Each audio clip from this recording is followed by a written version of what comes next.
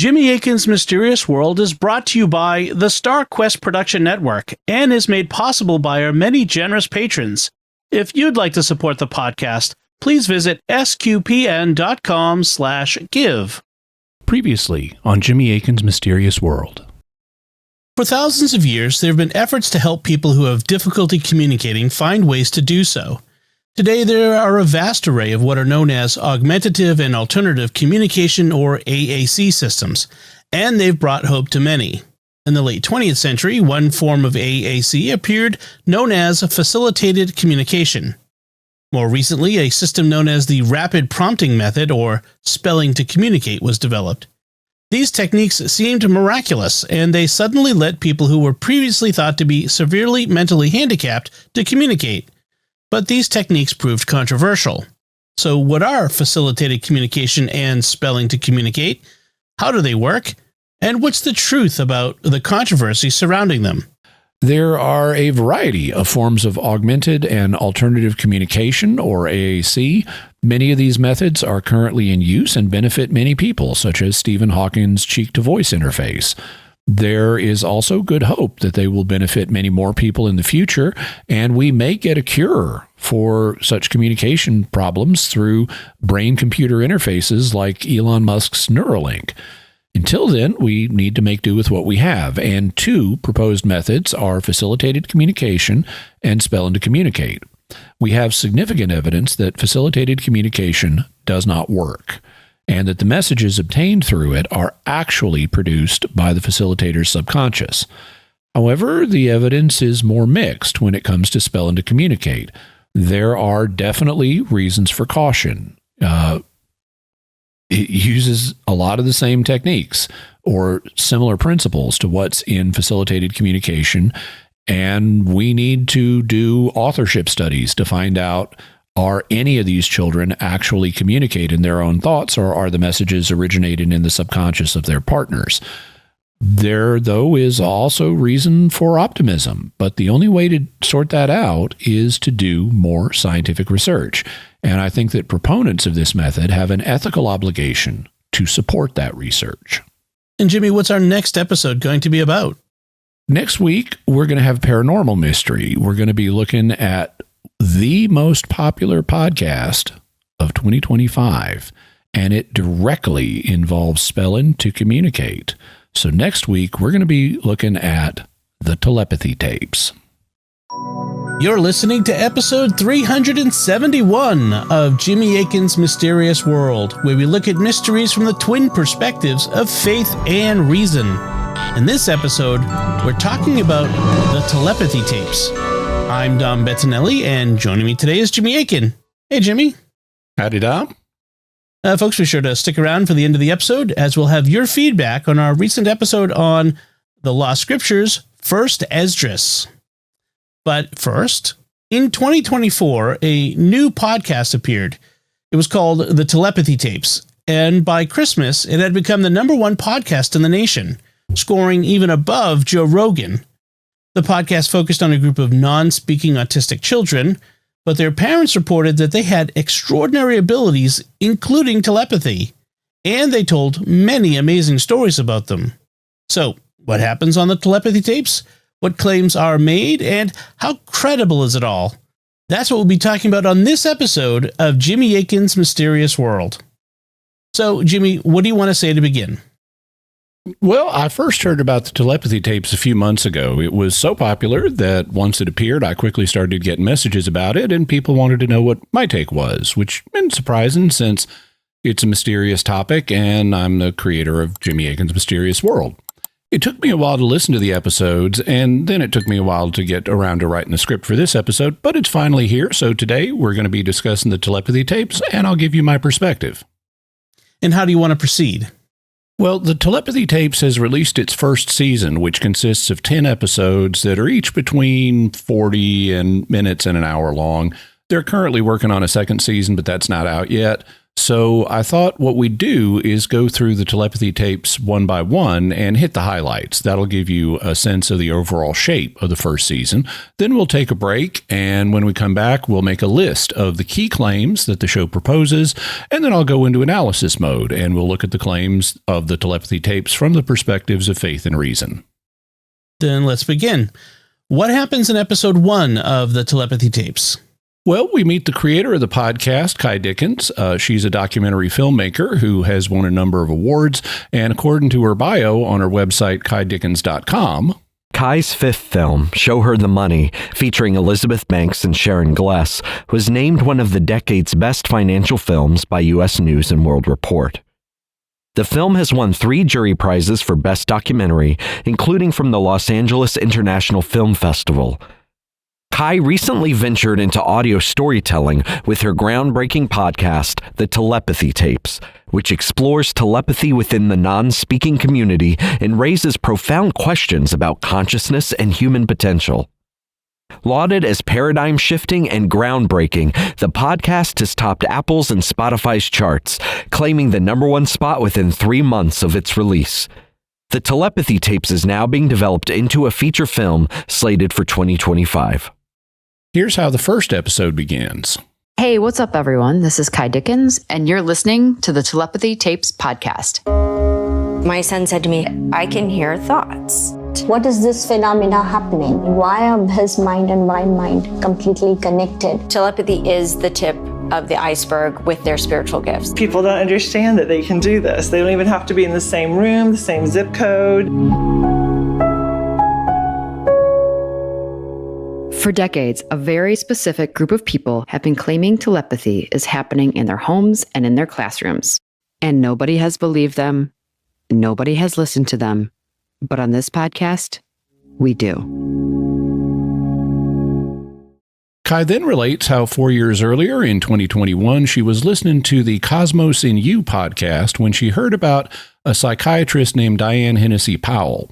And according to her biography at the Parapsychology Association, Diane Hennessy Powell, MD, is an author, researcher, public speaker, and practicing psychiatrist who started as a neuroscientist before obtaining her medical degree and training in medicine, neurology, and psychiatry at Johns Hopkins University. She became a member of Harvard Medical School's faculty and later an original member of the La Jolla Group for Understanding the Origin of Humans, a think tank at the Salk Institute with several world-renowned neuroscientists and Nobel laureates. She has spoken at international conferences such as Towards a Science of Consciousness and the IONS Annual Conference. Her research findings and hypotheses about the brain and psi are published in her book, The ESP Enigma, a scientific case for psychic phenomena. Her current research focuses on autistic savants. Their abilities are so similar to psychic phenomena that they defy the current paradigm about the brain and consciousness. But unlike psychic abilities, theirs are accepted because they are reproducible. Her current project investigates savants who also report psi. She is also collaborating with her brother, theoretical physicist and artificial intelligence expert Ken Hennessy, PhD, on creating a model for understanding consciousness and the quantum world. I'm aware of Dr. Powell, and I have her book, The ESP Enigma. Kai was fascinated hearing about telepathy from a neuroscientist. Sometime previously, Dr. Powell had come up with a proposal that telepathy was likely to manifest among people who had been unable to speak since childhood. Like when a person is born blind, they'll learn to rely more on their hearing than sighted folks do. So if you can't communicate through speech, you might be better at communicating through telepathy. And since many children with classical autism, which we talked about last week, are nonverbal, you might find more demonstrable telepathy in that population group. And thus she had made it the focus of her recent studies. Kai was fascinated by this. She and Dr. Powell spoke and later met, and the two of them ended up in communication with a Mexican family that had an autistic girl named Mia.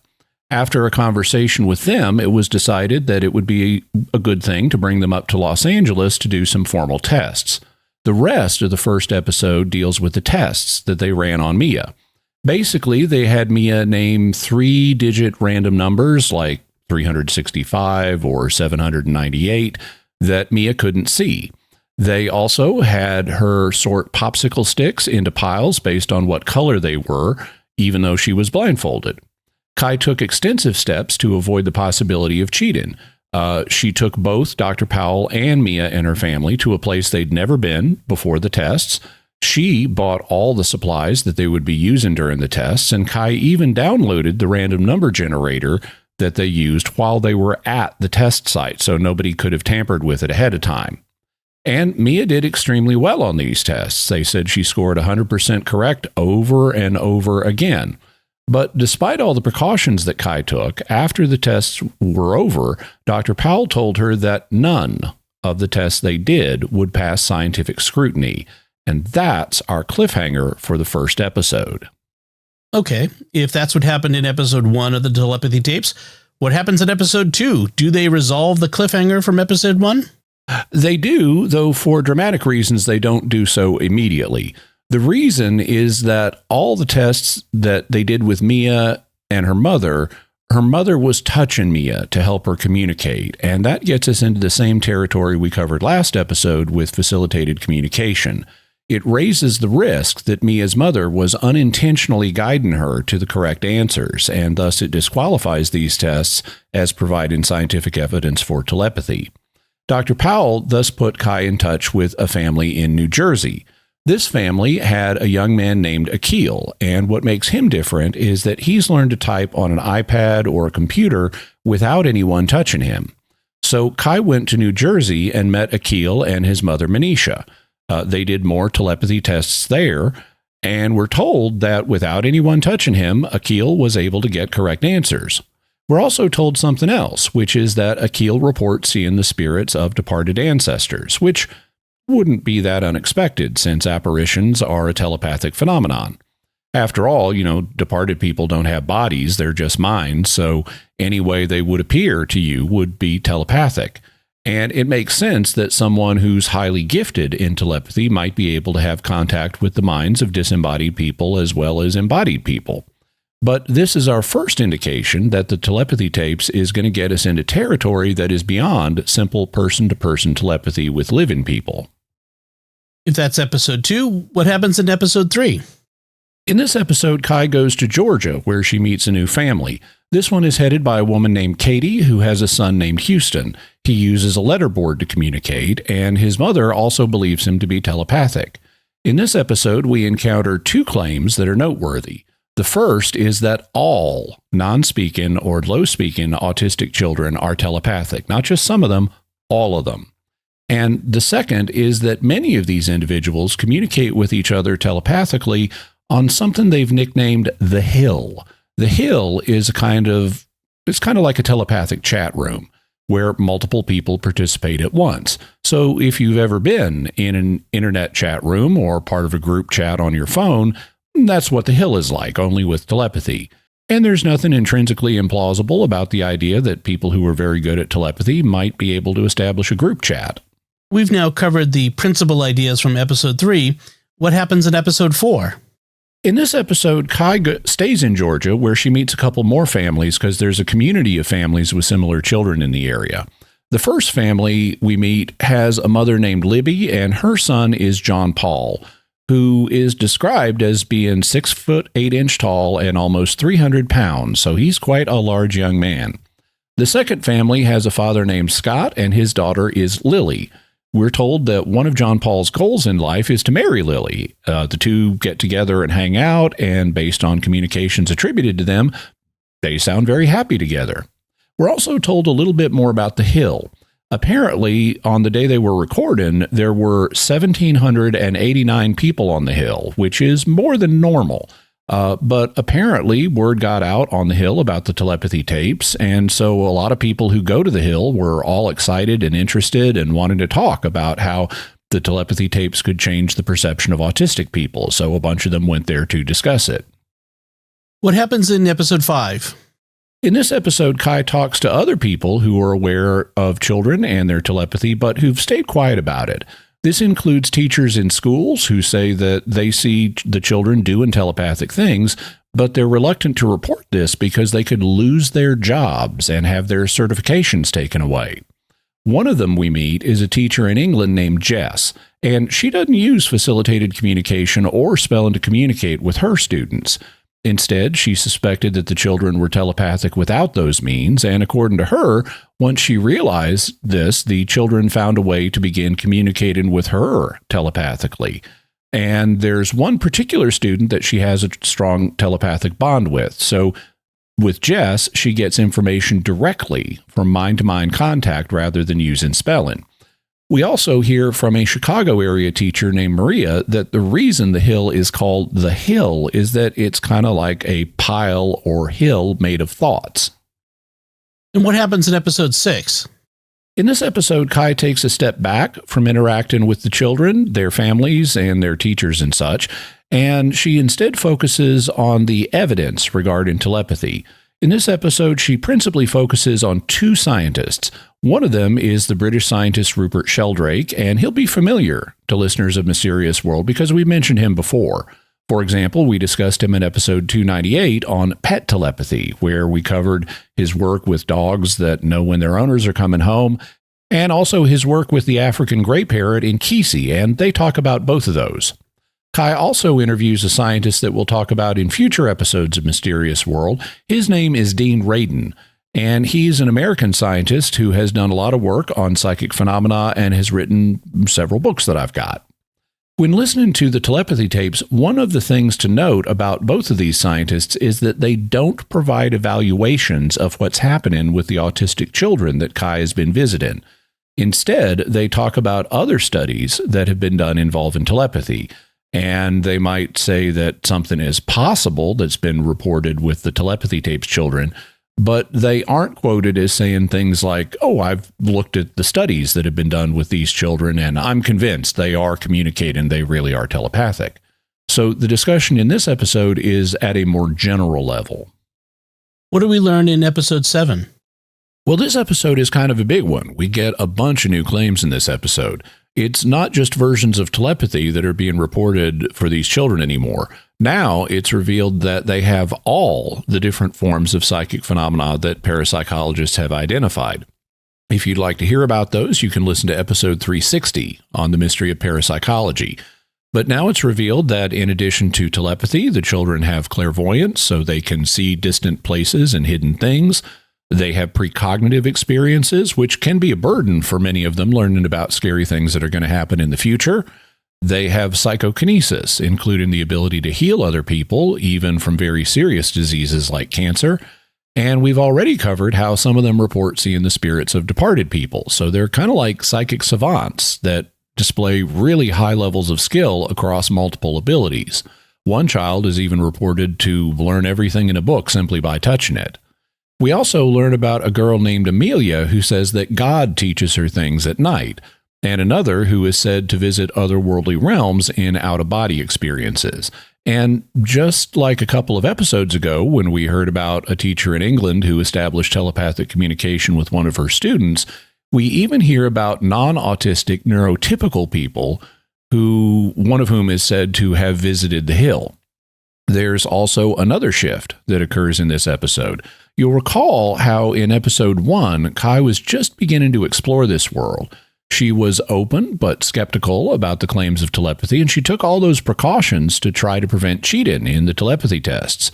Well, now, by episode 7, she's convinced, and she moves from reporting on these children into full-throated advocacy for them. She's come to view them in basically messianic terms and believes they have a huge role to play in the future of mankind, such as in this clip. I mean, honestly, Susie, if I had $1 million, I'd want to open a healing and education center where non-speakers could work with the best minds in science and math and, healthcare. So they could, heal the planet and people and relationships and animals. And similarly, in this clip. And knowing Amelia and her parents who love and support her beyond words, she could end up being the best genetics doctor the world has ever seen. Amelia, just like so many of these kids, have the gifts and talents and knowledge and seemingly the access to even more knowledge. Now it's on us to help them. And there's something enormous standing in their way.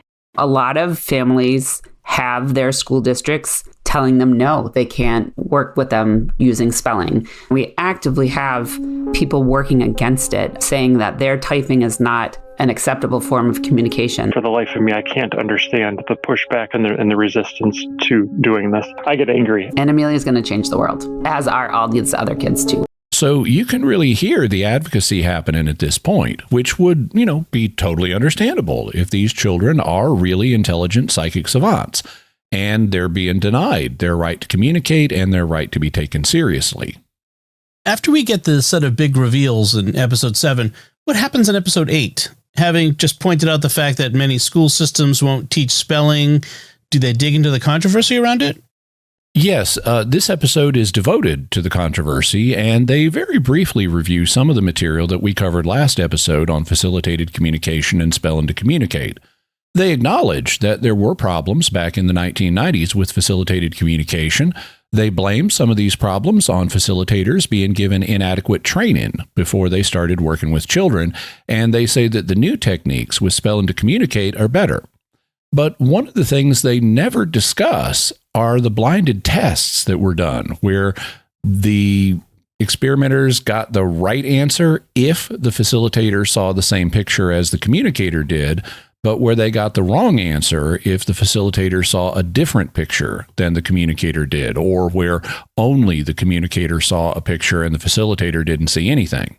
Those tests were devastating, and they never mention them at all. So I would say that their coverage of the controversy is incomplete. In this episode, we also meet a woman from England named Carolyn, and her son is named Kyle. Kyle doesn't spell to communicate. He's never learned to use a letterboard. Instead, his mother reports that he comes to her in dreams and communicates with her telepathically in them. We also meet an Israeli author named Arthur, who has an autistic son named Ben. According to Ben, these abilities are spiritual gifts from God, and Ben is part of a different hill than the one we've been hearing about. He seems to work exclusively with other Jewish people, so his hill is different than the other hill, and thus there seem to be different telepathic chat rooms for different people. What happens in episode 9 of the show? This one is devoted to the limits of telepathy, and it covers a number of things. One of them is the story of a mother named Tani and her son Josiah. Apparently, Josiah started picking up on the thoughts of an author named Max Davis, who was living hundreds of miles away down in Louisiana. But it's not that surprising, as we've already heard about the telepathic chat rooms like The Hill having widely separated members. We also hear that some people arrive at the Hill for the first time in the afterlife. That is, they didn't go there when they were alive, but they start communicating there after they die. We also hear about a woman named Becky who had shrapnel in her head from the Iraq War.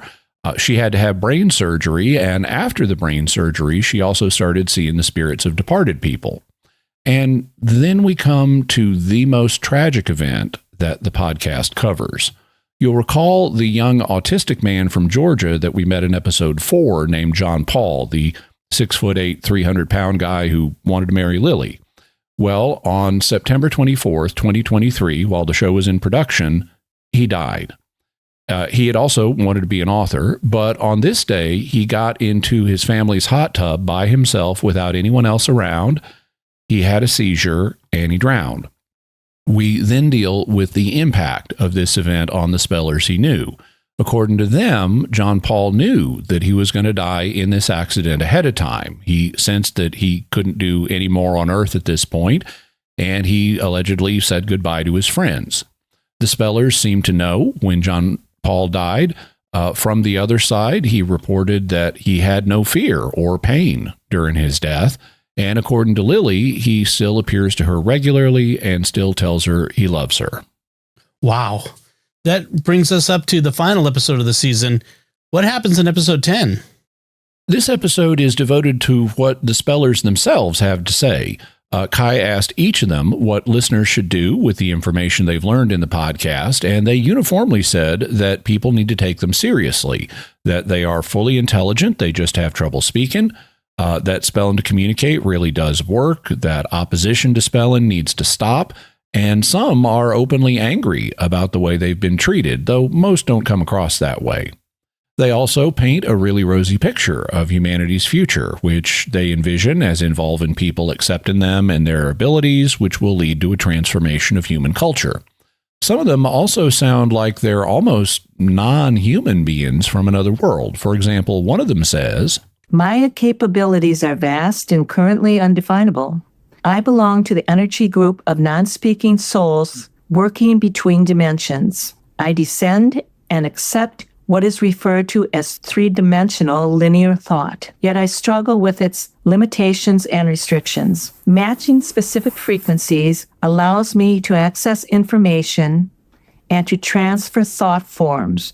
Blending energy with me is the best way to share glimpses of my multidimensional perspective. Frequency adjustment is the key to interacting with them. Currently, most humans do not have free access as we do. Each frequency is attuned to love." Another child, Anthony, declares himself to be a futuristic human. Another says that they're really a genius by our standards, and the message that we're higher than you consistently comes through. We neurotypicals just need to presume that they are mentally competent, and then we can accept all they have to offer. Kai then closes on a note of advocacy.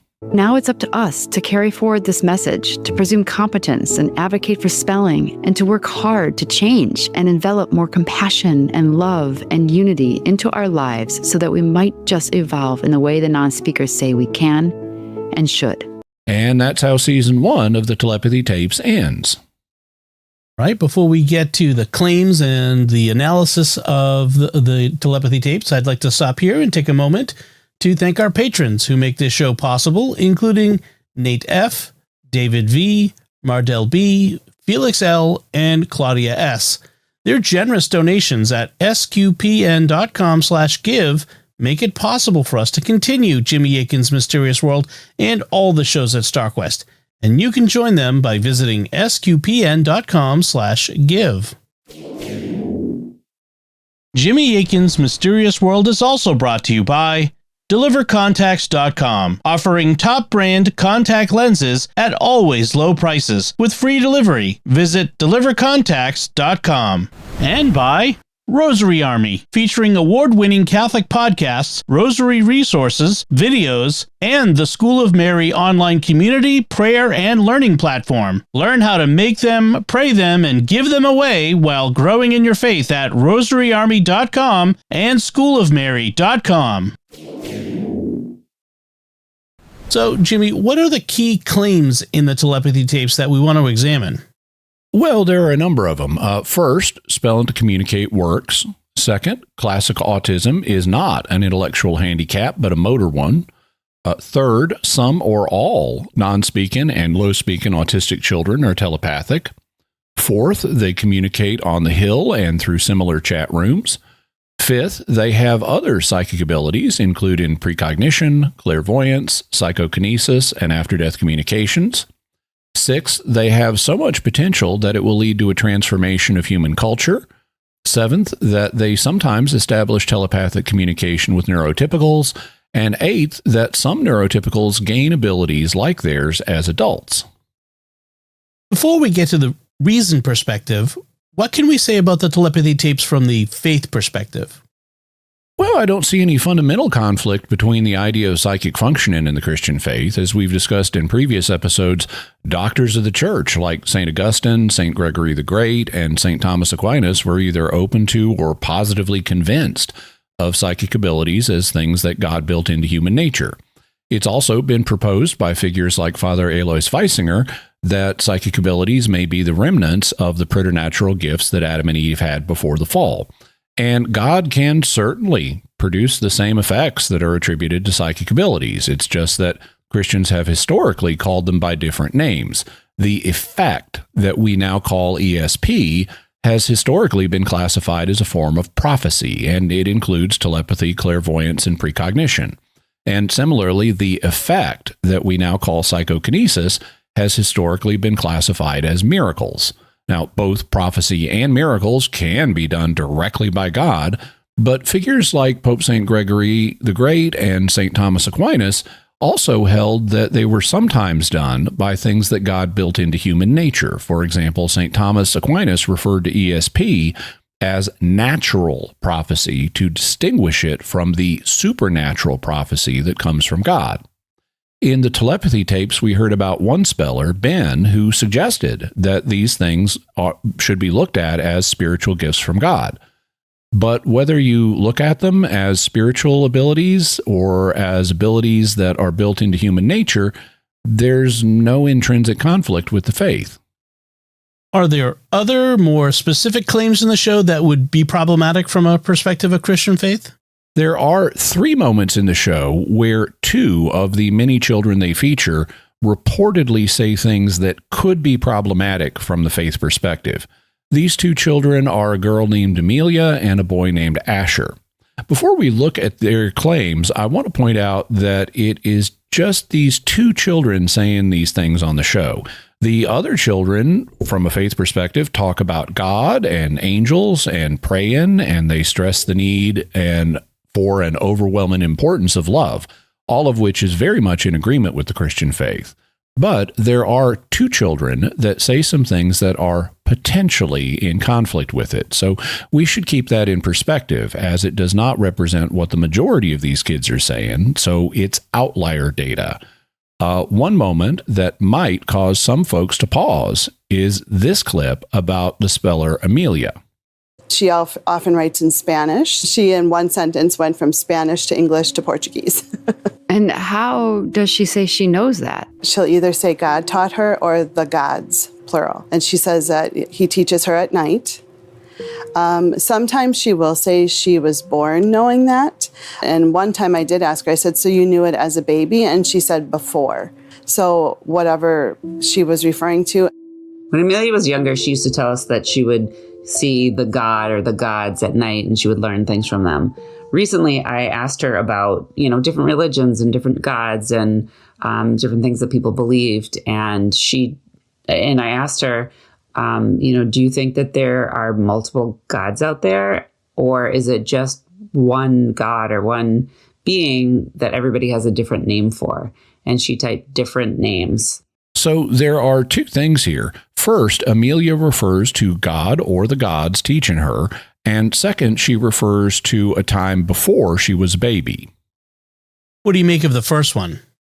I don't think it's ultimately decisive, because when she was asked about this, she indicated that there's really one God that people call by different names, and that's certainly true. If you asked me why she spoke of the gods, it might be that she was referring to angels as lesser gods, which is exactly how the ancient Israelites sometimes talked about them. We discussed this back in episode 112 on God and the gods. I also don't expect a child like Amelia, who has limited communication abilities, to articulate things in the theologically precise way that I would as an adult who's studied in this area. And this is a principle that we'll keep coming back to. What an individual person says about their experience is not always something you should rely on. As we discussed in episode 363 on Christianity and near-death experiences, scientists regularly set aside outlier data and look at the core of the experience because, anybody can be wrong. They can misperceive or misunderstand things. So you don't take single points of data as decisive. You look at the core of what's reported about an experience. And that's why we insist on replication in science, because it's the core of a well-documented, repeatable experience that needs to be taken seriously, not outlier bits of data. And a lot of what comes through psychic functioning is also unreliable anyway. What about the second claim that Amelia knew something before she was a baby? Would that point to the idea that souls exist before conception? Well, maybe, but there are 3 points to make here. First, even if you take what she said as indicating pre-existence of souls, that wouldn't be completely ruled out. The idea that souls exist before conception has not been a popular opinion in Christian history, but it hadn't been completely ruled out by church teaching. We discussed that back in episode 282 on Announcing Dreams, if you'd like to learn more about that. Second, there's another possibility, which is that Amelia was referring to the time after she was conceived, but before she was born. she might be identifying the term baby with a baby who's already been born, not a zygote or an embryo or another kind of unborn child. That is, she may have been saying that she knew the thing in question while she was still in her mother's womb. And third, we're still dealing with outlier data here, and so it shouldn't be considered decisive. What about other ideas that might be in conflict with the faith? Well, one passage that some might wonder about is this one. And Amelia from episode 7 also said she goes to a place at night where she learns things. She's talked about learning from rabbis, from Buddha, from God. So Amelia reportedly says that she's learned things from Buddha. In the first place, this would be outlier data again. And notice that, again, it's coming from the same individual. These more challenging claims are coming from Amelia. So it could always be that Amelia just has a faulty connection. But second, if Amelia did learn something from Buddha, that would suggest that Buddhism is wrong, because the definition of a Buddha is a person who has achieved nirvana, and nirvana is an unknowable, unreachable state in which a person has no more contact with this world or the afterlife. At least that's the understanding in Theravada Buddhism, which is the original historical form of Buddhism. So Buddha shouldn't be around to teach lessons to anybody in the world or in the afterlife. Not to mention that Buddhism teaches a doctrine of anatman, which means no self. In Buddhism, there is no continuing, ongoing self, like a permanent soul, so Buddha also shouldn't be around for that reason after all this time.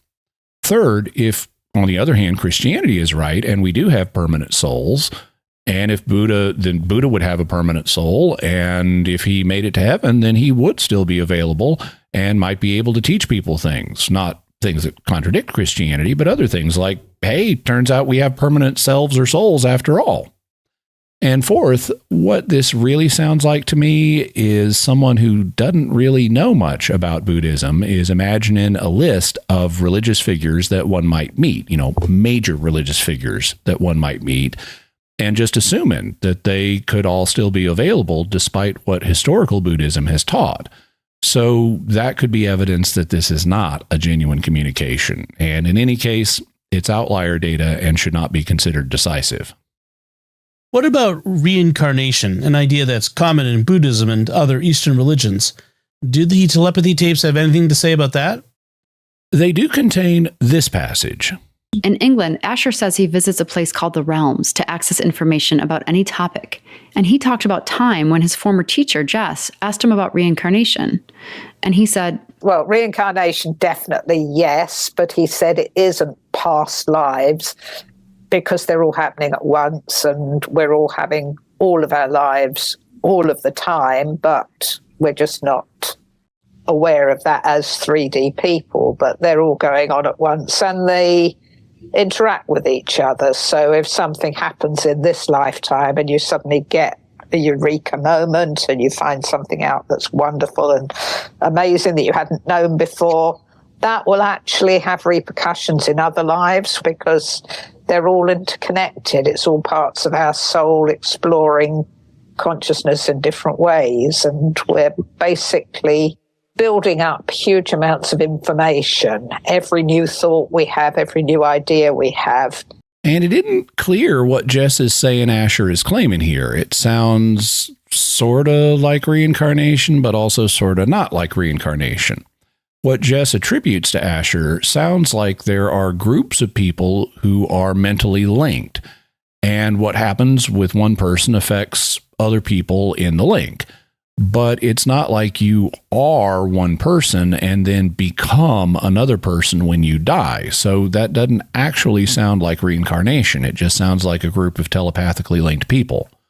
Rather than trying to untangle exactly what's meant here, I would point out that Jess does not communicate through spelling or ordinary writing with Asher. It's supposed to all be a telepathic link between the two of them with no external way to even attempt to verify what Asher is thinking. So it's entirely possible that Jess just imagines everything in her own head and then attributes it to Asher. Based on what they present in the show, there's no way to verify that Jess isn't just imagining it all. So I don't think that we can consider this a reliable communication claim. aside from the fact that it would, again, just be outlier data to begin with, since we don't have lots of children claiming this. From what we hear on the show, it's just Asher, supposedly. Let me ask you a question that I know some listeners will be wondering about. Could this all just be demons? I'm always open to the demon hypothesis, but we can't leap to it. As we discussed in episode 188 on whether it's always demons, you have to have evidence if you want to attribute things to demons. We've heard in a few cases of ideas that could conflict with the Christian faith, but these were all outlier data, and more importantly, they can be explained in other ways, which we'll get into more from the reason perspective. A tiny number of bits of outlier data that can be explained in other ways is not a solid basis for shouting demon. Of course, you could propose that the demons are just playing a really long game and that the evidence for the demonic just hadn't emerged yet, but then you're building your case on evidence you don't yet have, which is irrational. The rational thing to do would be to wait for the evidence of the demonic to emerge before you draw a conclusion that something is demons. We also should be careful about proposing global hypotheses that involve demons. I'll give you a parallel illustration. In the Bible, we read that demons sometimes cause physical illnesses, but it would be a mistake to say, hey, demons can cause physical illnesses, so everybody with a physical illness must be demonically possessed. Every time you get a cold, you need an exorcism. In the same way, even if you got evidence that demons are involved in some of these situations, it would be a mistake to say that all of the phenomena discussed in the telepathy tapes must be due to demons. Finding a few individuals who have demons does not give you evidence that a whole class of people has them. We need to be more discriminating than that, and we'd need much, much more evidence to propose demons as a global explanation. Finally, I'd like to point out that one of the things that is a recurring theme in what these children are supposedly saying is the theme of love and how important it is. Love is at the core of the Christian faith. Love is the first and the second great commandments. Love God and love your neighbor. As 1 John 4:8 says, God is love. And so to the extent that these children are promoting love, that would be evidence of at least some kind suggesting that it's not purely demonic. Now, I'm not saying it proves it's not demonic, but promoting love is not something that demons are particularly interested in, certainly not for its own sake. Then let's turn to the reason perspective. What can we say about the telepathy tapes here? You identified a set of 8 claims we ought to consider from the podcast. How do you want to go through them? I want to start at the bottom of the list, which deals with some of the more peripheral claims, and then work our way up to the top of the list, which makes the most central claim. And I don't want to spend a huge amount of time on some of these, so we'll go through a few of the claims pretty fast. Then what about the 8th claim that sometimes neurotypicals gain abilities similar to the children later in life, like if they have a brain injury or brain surgery or something? This is actually something that's reported in the literature. If people undergo trauma, they may develop psychic abilities. This is true, for example, of people who've had near-death experiences. If they've gone through clinical death or even approaching clinical death, then that involves a good bit of trauma, and a notable number of people who have had NDEs report having psychic experiences afterward. So it wouldn't surprise me at all if psychic abilities exist that undergoing trauma, such as having brain surgery, could result in some adults spontaneously developing psychic abilities later in life.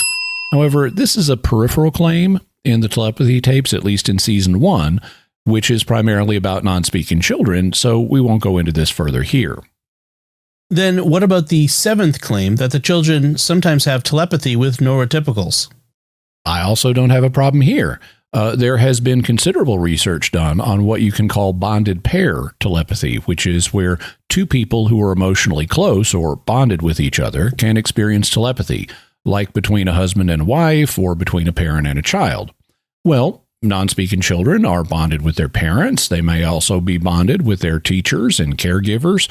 And so it would not surprise me if they sometimes manage to get a neurotypical person at least partially plugged into the loop, such as by projecting their own thoughts into the neurotypical person's head. However, I would note that we have different things going on here. Most of the children covered in the telepathy tapes communicate through spell-in, but 2 of the children are reported to communicate strictly through telepathy. Both of them were in England. You'll recall the teacher Jess and her student Asher, who communicates with her telepathically while they're both conscious, and also Carolyn and her son Kyle, who telepathically communicates with his mother in her dreams. These are fundamentally different procedures, and research would need to be done on each form of communication to validate that they really are communicating. So to establish that the spell-in children have telepathy, you'd need to do research on them. For people who claim to have conscious telepathy without spell-in, you'd need to test that. And for people who claim to have dream telepathy, you'd need to test that too. Because even if it turned out that spell-in is a genuine form of communication and that the spell-in children turn out to be genuinely telepathic, it could still turn out that people like Jess and Carolyn are imagining what's happening. So in each case, you'd need to establish that the parties really are communicating and that these particular parties have real telepathy. I could describe the kinds of tests that you could do in cases like Jess's and Carolyn's. They would basically involve passing information to the non-speaker that their communication partner is not aware of, and then seeing if the communication partner can accurately determine what was told to the non-speaker in a way that goes beyond random chance. Like maybe before bedtime, you show Carolyn's son a picture of something, and then you see if he can pass that information of what the picture was to his mom in a dream, so when she wakes up, she can tell you what the picture was. But since our focus is in the telepathy tapes is about spelling to communicate, we'll devote most of our attention to that. But in principle, I have no problem with the concept here. What about the 6th claim that these children are going to usher in a new age and transform the world? This one is harder to evaluate because the claims about this toward the end of the telepathy tapes are so non-specific, which is in part because they're so aspirational. I will say that they strike me as, to some degree, as wishful thinking and hyperbole. Even granting that all of the claims in the telepathy tapes are true, I'm skeptical of bold claims about major transformations in society. These have a poor historical track record of working out, and even when changes in the world do happen, they tend to be slower than a lot of people initially thought. I'm also, frankly, turned off by the "I am a genius, I am a futuristic human being, we are superior to you" language that we get in episode 10. It frankly comes across as arrogant and not what I would expect from humble people focused on love. However, I don't want to be too critical here because we're dealing with kids, and so they are, by definition, not mature adults. Also, if you have a bunch of kids who have been looked down on their whole lives as mentally disabled when really they're not mentally disabled and in fact have some abilities that most folks don't, I can imagine that they might stress the, "Hey, we're actually superior" side of things and overcompensate for the fact that they're so often looked down on. I also don't deny that if the telepathy tapes claims are true, that there would be a big change in the future. If you can show that they really are communicating and they really are mentally normal, that of itself would force a huge change in how classic autism is treated. Classic autism being the form that often results in a person being non-speaking, as opposed to other problems of the autism spectrum that don't produce the same kind of challenges. So that discovery alone would rock the autism world. And if it turns out they're also telepathic, that would have a broader impact on the world at large, since it would prove the existence of psychic functioning, which would impact society in all kinds of ways. I'm thus skeptical of the claims that these children are here to lead us into a magical golden age, but I don't have a problem with the idea that if these claims are true, that there would be a significant change in society. What about claim number 5, that the children have a wide range of psychic abilities besides telepathy? Well, I think it depends on how you take this claim, and that's something that they're not super specific on in the podcast. If the claim is that they are all psychic savants across the board, so that in addition to robust telepathy, each child also has robust clairvoyance, robust precognition, robust psychokinesis, robust out-of-body experiences, and robust abilities at communicating with the dead, I'd be quite skeptical of that. However, the sense I get from the podcast, even though they aren't as clear as I would like, is that they're not making that strong a claim. Instead, they're just claiming that these various abilities are all reported among the children, but it's not like each child has each and every one of them in a robust form. Well, that's a much more reasonable claim. In the world of psychic research on adults, there are reports of people having more than one psychic ability, often with one ability being stronger than another, that they may display to a lesser degree.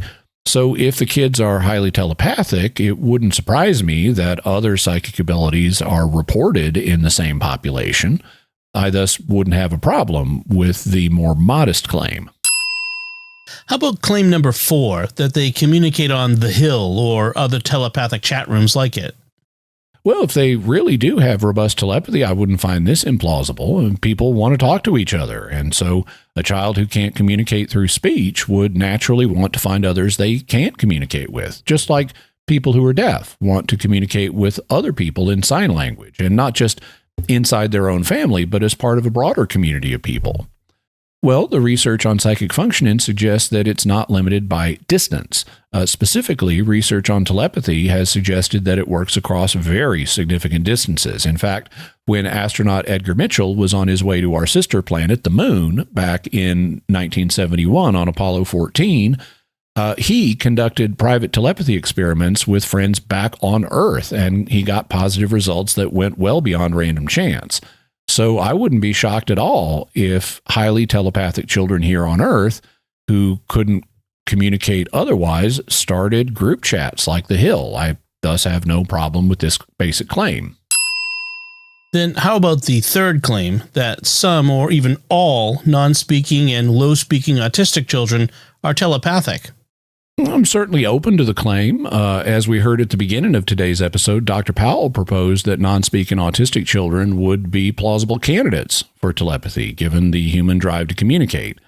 Now, if you claim that all such children are telepathic, that's a stronger claim than just some of them are. So you're going to need to do more research to show that, because it might turn out that some of them are and some of them aren't. But if we leave the claim open so that it's either some or all non-speaking autistic children are telepathic, well, I have no problem with this basic claim. Our last two claims do not involve the paranormal and are purely scientific claims.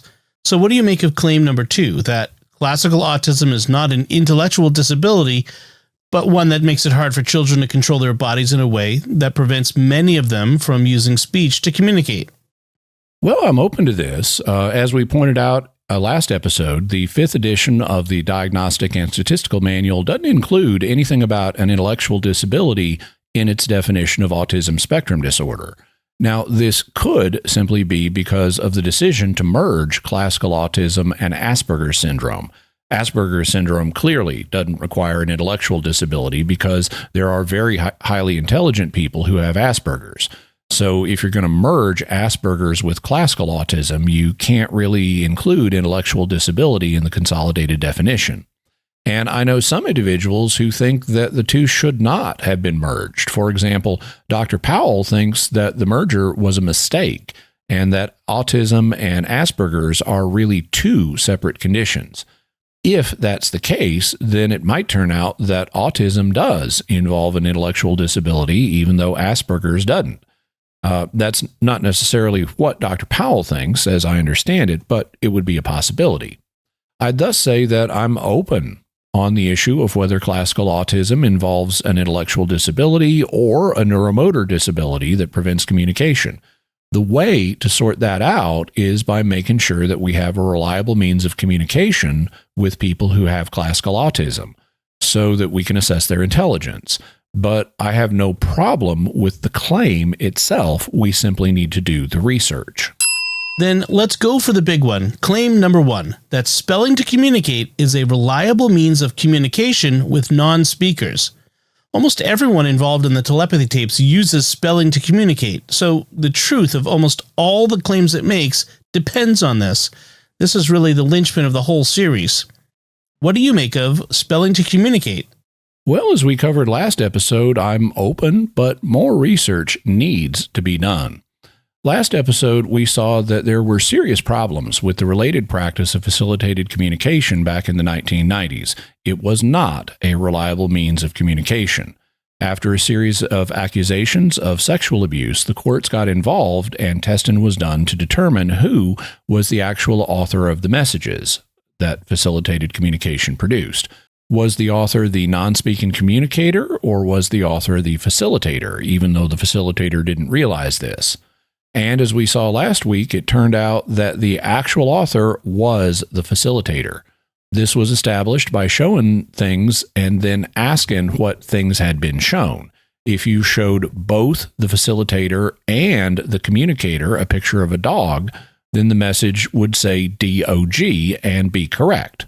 But if you showed the facilitator a picture of a dog and the communicator a picture of a cat, so that the correct answer was CAT, the message would still say dog.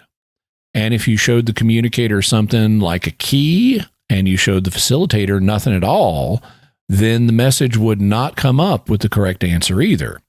So what was happening is that by holding the communicator's hands, the facilitator was unconsciously sending signals about what the hand should do next.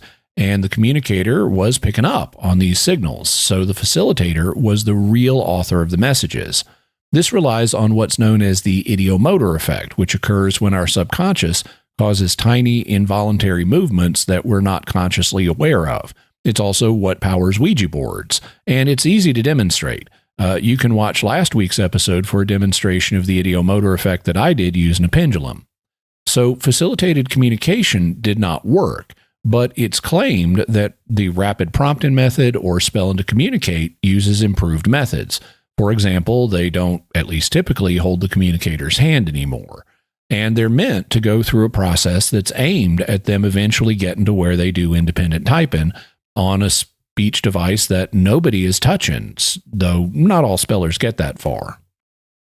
In episode 8 of the telepathy tapes, they introduce a man named Joe, who's a pastor in Arizona.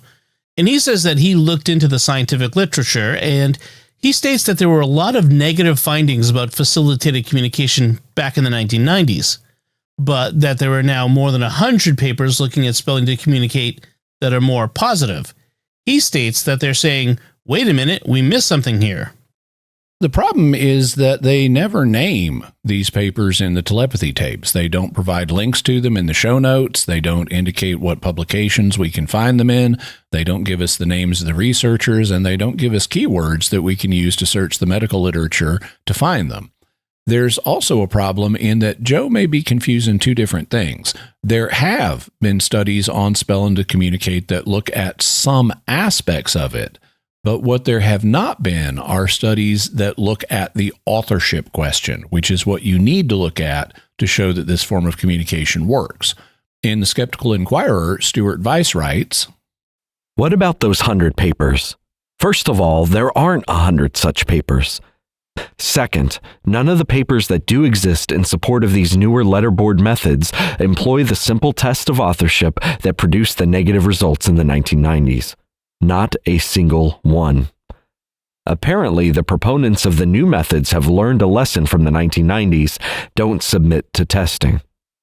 This philosophy is most directly expressed in the pro-letterboard film Spellers. Vaishnavi Sarathi, who holds a PhD in chemistry, appears in the movie and says, "When a child is communicating, we don't need the science." Sarathi, also the mother of Sid, a non-speaking child featured in the film, says, "I don't want the science. I want Sid to talk.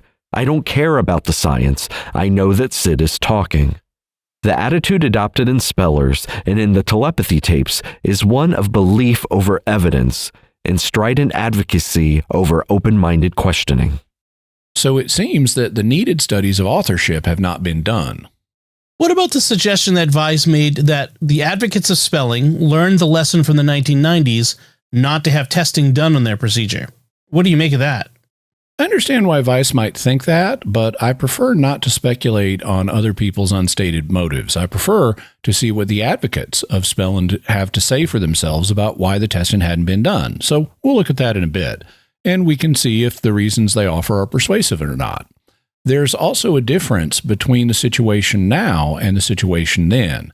In the 1990s, the testing on facilitated communication was forced when the courts had to get involved to decide on allegations of sexual abuse that the method had produced. But so far, Spellin doesn't seem to have produced such allegations, certainly not on the same scale. That could be explained by saying that facilitated communication didn't work, that it let the facilitator's subconscious fears take over and produce the false allegations, while today's spelling does work, and so it's not generating a similar batch of false allegations. Can you see any way that a skeptic could explain this other than the idea that spelling works? I can, and for several reasons. First, the communication partner of a speller is frequently one of their parents. This has even been noted in the literature. And if a parent knows that sexual abuse is not occurring, or even if it is and they don't want it to be found out, they're scarcely likely to report that it's happening. Second, when the communications partner is someone other than a parent, one or both parents are often in the room, and so false allegations of abuse are unlikely to be made right in front of the parents. Back in the 1990s, these reports were happening in private when the parents weren't there, like when the kid was at school or something. And third, the communications partners today know that it was the false allegations that brought down facilitated communication. So they'd have a subconscious incentive not to do the same thing to this method that they strongly believe in. They'd have a subconscious urge that says, don't receive the kind of messages that would force the courts to look into spelling the same way the courts looked into facilitated communication. It could shatter everything we're doing here. I thus think that you could explain the absence of a wave of sexual abuse allegations either because spelling works, so false allegations are not being made, or because the communication partners are incentivized not to make false allegations. So I don't think that this gives us evidence either way on the authorship question. We've already covered some of this, but how would you articulate the key objection that critics make to spelling to communicate? The main objection is that it uses principles that are similar to that of facilitated communication. In the first place, some forms of spelling do involve touching the speller, and the telepathy tapes does mention this, but they minimize this fact when they consider the objections to the method. However, even when the communication partner is not touching the speller at all, for most of them, they're still holding what the communicator is typing on, whether it's a letterboard or an iPad. And it doesn't matter which thing you're holding. If you're holding the communicator's hand, you can unintentionally guide the hand to the correct letter.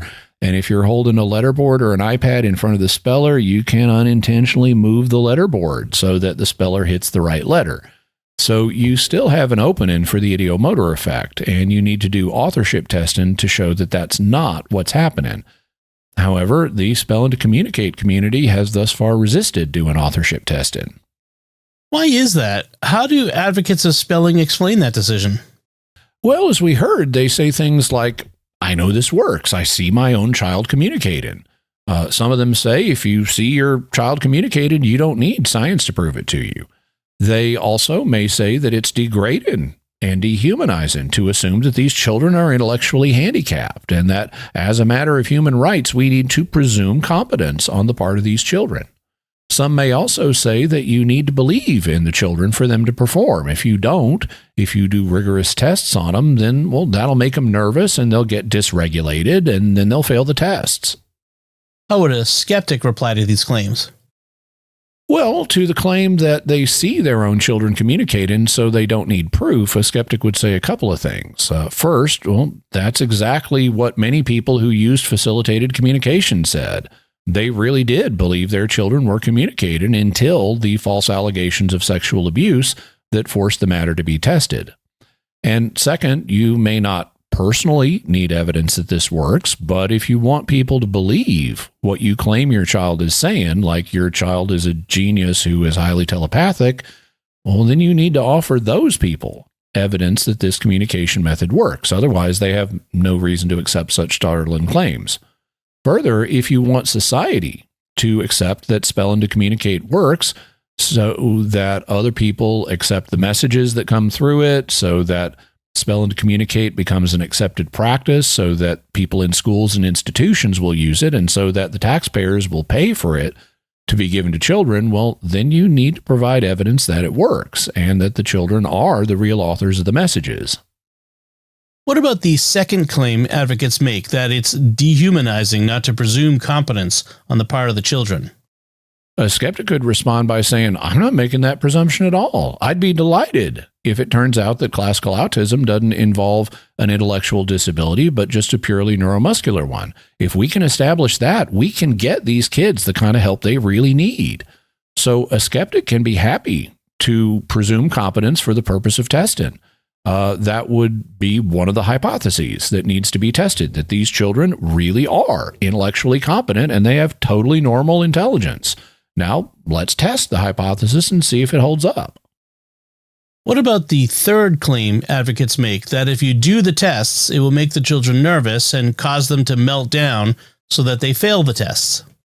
Well, if that were true, it would make the situation conveniently untestable. It would put it beyond the realm of science, since science is based on running experiments. It would thus be totally accurate for opponents of spelling to say there is no scientific evidence that spelling works and that it looks like it's facilitated communication in another form. If you don't do the scientific tests, then it's fair to say there's no scientific evidence. But I don't think that the claim is actually true. Certainly not of all non-speakers. If a non-speaker has a meltdown, well, you can just stop the testing. And although I won't go through all the details, you can design the experiments in a way to make the children feel very comfortable. You can test them in places that they already know and are comfortable with. You can keep the number of people in the room low so that they're comfortable. In fact, you really only need 2 people in the room, the speller and their communication partner. In fact, I wouldn't have the experimenter in the room at all, lest the experimenter unintentionally give an encouraging or discouraging signal that could affect the results. So you can make sure that only people the children already know and are comfortable with are in the room. You can even use hidden cameras to film the experiment so there's no intrusive, unfamiliar equipment in the room. All you need to do is image-based authorship tests, where in random, computer-determined patterns, sometimes the speller and the partner see the same things. Sometimes the speller and the partner see different images. Sometimes the speller sees an image and the partner sees nothing. And sometimes the speller sees nothing and the partner sees an image. And you can do that with just 2 screens, one of which is visible to the speller and one of which is visible to the communicator. So this would be very easy to test, and it would not put spellers under undue stress. And if they have a meltdown anyway, you just stop the testing with this speller. So this is very doable. And if spelling to communicate works in the real-life situations that people claim it works in, surely some of the children will be able to demonstrate that it works. I mean, they claim, that they put the children in the telepathy tapes through tests to gauge their telepathy. Surely they could handle tests of whether spelling to communicate works. Spelling dog, when you just saw a picture of a dog, is surely less stressful than being asked to spell the 3-digit number that your mom is thinking of, given how many 3-digit numbers there are. So I think it would be very possible to do the needed authorship tests for spelling to communicate. You just mentioned the tests that were done on the telepathy tapes. Let's look at those more closely. Many people have found them convincing. What have people who have analyzed the show said? Well, many who have listened to the podcast have found the tests they do on it very convincing. That's one of the reasons the podcast is so popular. If they didn't take the tests as provided evidence for telepathy, people would be a lot less interested in it. But it's been pointed out that there's no real way to cross-examine the tests they're doing on the show. Even though they filmed these tests, they don't provide the films to the listener. The telepathy tapes is not like Mysterious World, where they provide video to the public. It's an audio-only podcast, so you can't see what they're doing and evaluate it for yourself. Kai does say that you can watch the videos of the experiments at the website for the podcast, but you can't watch them for free. They're behind a paywall, and you need to pay $10 to see them because she's raising money to make a film about the same subject. And if she does, well, maybe we'll get better access to the footage then. Have some skeptics paid the fee to access the footage? If so, what have they thought? Well, some have. One of them is Stuart Weiss, who wrote an article for the Skeptical Inquirer, And some little snippets are also available in the video trailer for the telepathy tapes on YouTube. Since the original videos are paywalled and Kai put big copyright watermarks on them, Vice relies on the footage from the trailer, but the paywalled videos are, apparently the same. One of the things he points out essentially confirms the impression that I got from listening to the audio version of the podcast. It seems that in all the tests they did on the show, the speller's communication partner knows the correct answer to whatever question is being asked. For example, Vice provides 2 stills from episode 3 where Houston is being tested for telepathy, and his mother is serving as his communications partner. Behind Houston, so where Houston can't see, Dr. Powell holds up a +2 card from the deck from the card game Uno. In the first frame, Katie, the mother, and the communication partner turns to look at the +2 Uno card, so she knows the correct answer. And then she turns to hold the letterboard in front of Houston, and he types +2.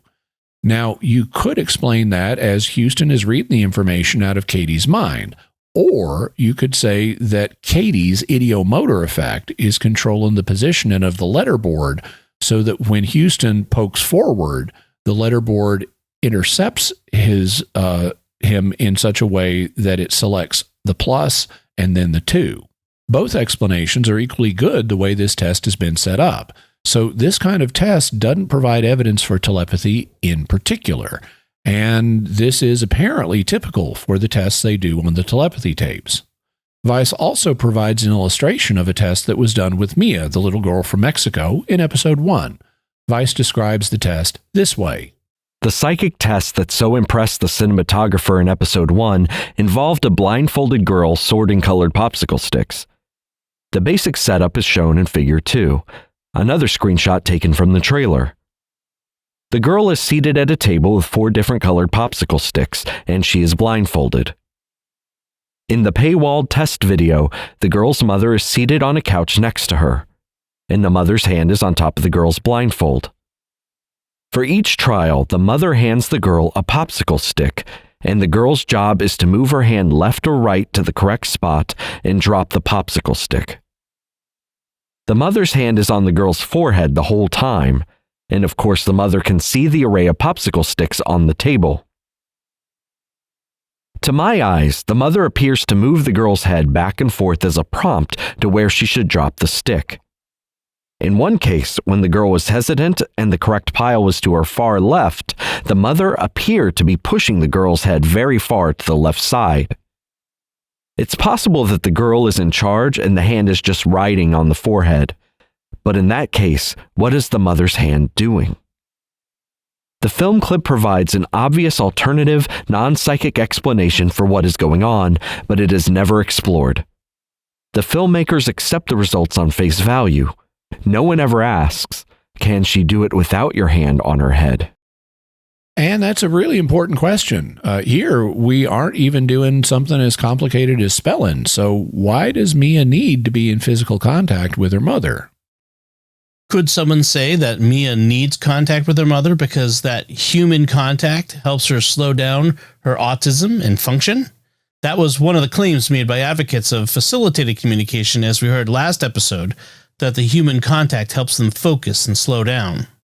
Well, sure, someone could propose that, and the standard scientific way of testing this kind of phenomenon, at least in parapsychology, would be to let the test participants do things in a way that seems normal to them, and then gradually begin introducing controls to eliminate possibilities, like the mother's ideomotor effect is controlling the direction of her daughter's head. Well, once Mia is blindfolded, she can't see anything, and we can still let her mother see the situation in case Mia needs to look through her mother's eyes telepathically. So what we do is we have a third person with a similar hand to the mother's touch Mia's head. So Mia can't see that it's not her mother, and she still gets the human contact to slow her down and help her focus.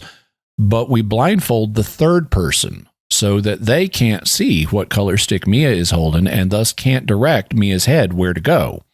Easy peasy.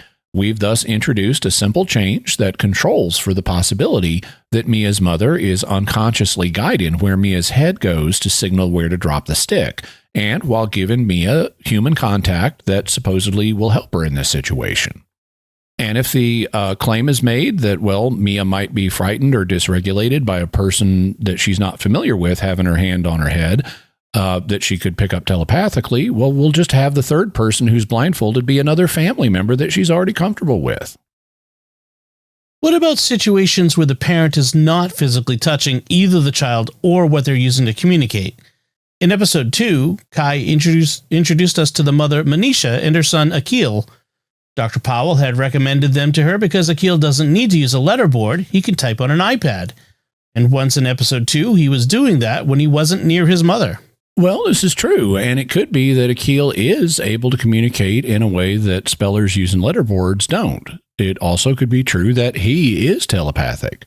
Akil also is partially verbal, so he makes an effort at communicating through speech.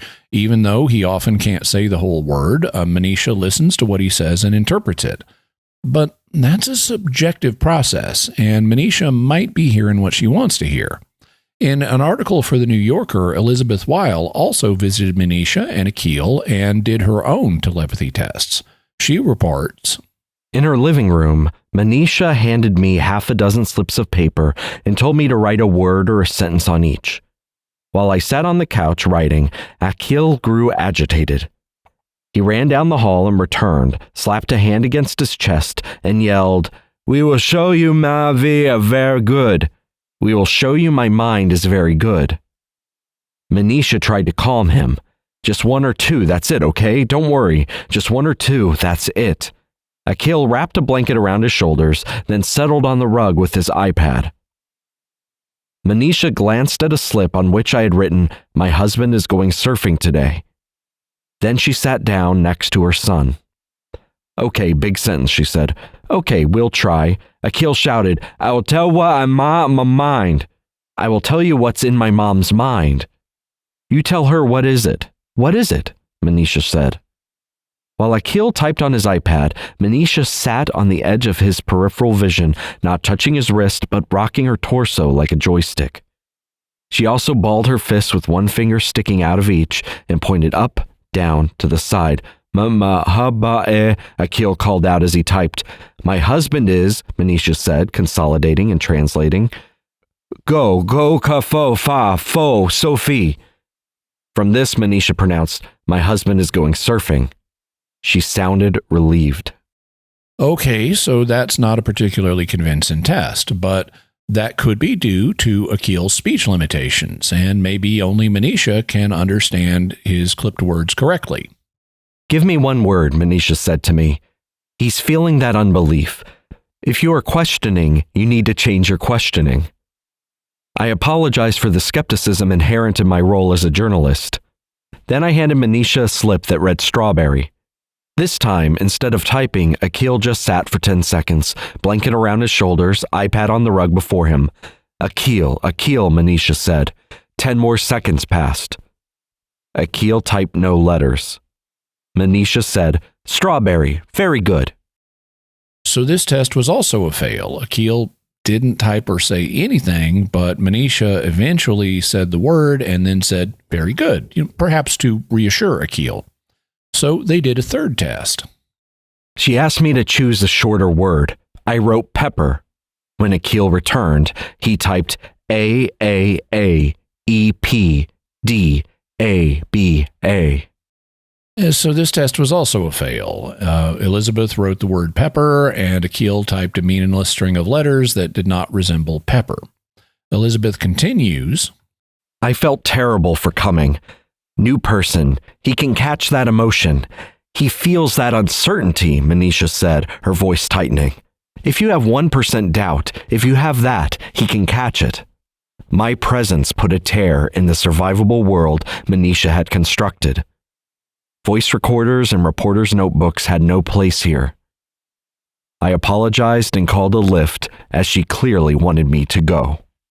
So if Weil is accurately reporting what happened in her encounter with Manisha and Akil, it raises questions about what we're hearing in the telepathy tapes. I'm not doubting that the experiments worked the way that Kai said. After all, she filmed them. But you have to wonder what's being left out. Are there other factors that put the tests in a different light? This is something that Weil also explores. For example, one of my questions is, why do so many spellers need to have the letterboard held in front of them? That's something that allows the ideomotor effect to play a role here. But you could easily eliminate that possibility by putting the same letterboard on a stand that is conveniently close to the speller and that's at the right angle for the speller. They don't address that on the telepathy tapes, but for many, it appears necessary that it be held. Weil reports, Houston, like other spellers, can't spell if the letterboard is lying flat on the table. He needs someone to hold the board in the air. Houston, like other spellers, can also spell only with specific communication partners. Within his family, he can spell with Katie and his eldest sister, but not with his wrestler brother who lives at home. That brother explained this to me by saying he can't anticipate Houston's words. And you shouldn't need to anticipate someone's words if they really are communicating on their own. If anticipating the letter that comes next is important, that suggests that the ideomotor effect is playing a role by moving the board to where the right letter will be the target. Can you explain why someone would need to hold the board in another way? Oh, sure. You could say that the person needs to hold the letterboard so that if the speller gets stuck, you can whisk the letterboard away, let them refocus, and then start again. Fine. But if a human really needs to hold the letterboard so that it's floating in the air, then you also have to look at what that person's doing with their body. So Elizabeth Weil decided to ask someone to watch the videos carefully. The patterns, hidden to most of us, are legible to a trained eye. Look, as soon as she sees his hand coming down, she moves the board to match the right number. The expert mentalist Peter Turner noted as he watched videos Dickens provided of her telepathy tests, starting with Katie and Houston. Watching a video of Mia, he noted her mother's hand on Mia's chin and how the mother's thumb and fingers guided Mia's movements. In a third dyad, Turner laid out a further lexicon of cues, small gestures, see what she's doing with her hands, she's letting him know that he's on the right path, unnecessary words that can serve as codes. Watch that woman again. You'll hear words like focus, like, okay, what is it? Often he saw parents signaling to their children when they were wrong, and thus in the absence of those signals, when they were right. Taken together, all this formed what Turner described as a private language, an idiosyncratic vocabulary that, he theorized, took on meaning organically over time. The pair likely gained fluency without even realizing how. Thus the sense of telepathy.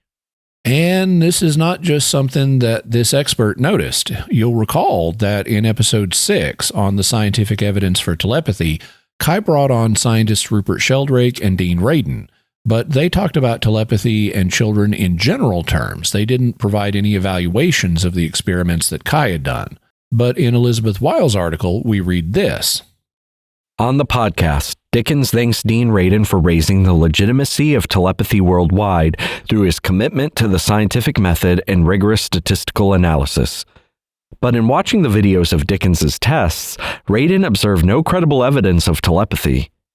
What he saw was love, yearning, and belief. In some cases, probably all cases, the mom or the trainer is very heavily committed to seeing that the child is doing something extraordinary, he said. So when parapsychologist Dean Radin looked at the videos, he didn't see credible evidence of telepathy. We've covered some of the views of others in evaluating the telepathy tapes experiments, but now I want to put you on the spot. What do you make of them? Well, I have no problem with the idea of telepathy. I'm not a closed-off skeptic who dismisses psychic functioning as impossible. In fact, I teach parapsychology, and I'd love for the basic claims the telepathy tapes make to be true. Even apart from the parapsychological claims, I'd love for it to turn out to be true that classical autism is a neuromotor disorder rather than an intellectual one, and that we've cracked how to communicate with the people who have it so that spelling actually works. I'd be overjoyed if that turns out to be true. But from listening to the podcast, I haven't heard convincing evidence of these things. In the first place, the experiments Kai does on the show are not properly controlled to eliminate the ideomotor effect from the communications partner. All of this can be explained as the ideomotor effect of the partner who knows the correct answer and is in contact with either the communicator or the communications tool. Further, I find it suspicious that many of the children in the telepathy tapes are said to have 100% accuracy on these tests. That is most definitely not what parapsychological tests have typically found. They may show that people can do things in a way that goes beyond what random chance would have, but 100% accuracy is extraordinarily unusual. Now, you could say that that's because these kids are psychic savants. They're a population that is not normally tested by parapsychologists, and they just have a different accuracy rate. But there's no way to know that unless you put in the controls needed to eliminate things like the ideomotor effect, and that isn't done here. So unless the tests are repeated with the needed controls, the unprecedented nature of the claim is still reason to doubt it. There's also a plausible explanation for how the claims of telepathy might arise. If spelling works because of the ideomotor effect, and if you need to be able to anticipate what the speller is going to do in order to function as a communication partner, then that anticipation would give you a feeling of, hey, I kind of feel like I know what you're about to do. Are we reading each other's minds? And so you could see how the idea of telepathy would get injected into these discussions. And finally, there are individual things I noticed when listening to the telepathy tapes, like how the spellers were frequently coming up with ungrammatical messages that had to be interpreted to make sense, or how the answers they gave, especially in episode 10, didn't quite fit the question that they were being asked. It's like the first part of the message had been randomly generated, and then the communication partner had to complete the message in a way that it made sense given the question. So there was a kind of curious disconnect between the question and how the answer started. But there was also this incident. You'll recall that John Paul, the gentle giant who wanted to marry Lily but who later died in a hot tub, well, their caretakers would arrange for them to get together and hang out.